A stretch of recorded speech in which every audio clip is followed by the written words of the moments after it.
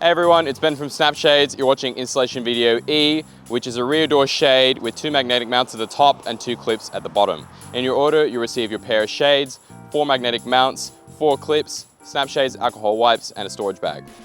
Step 1 is to find the points where the magnetic mounts need to attach to the shade.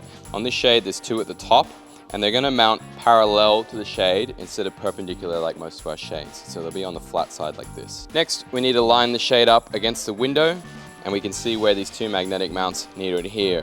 So we'll make note of that for cleaning.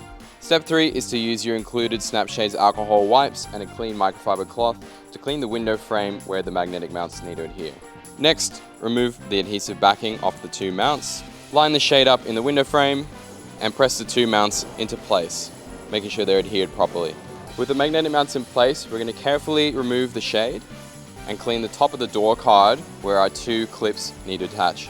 Now with the shade back in place, we can slide on the 2 bottom clips, 1 on each corner of the bottom edge of the shade.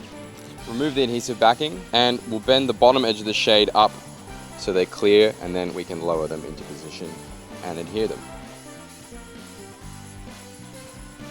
Quick slam test and your installation is complete.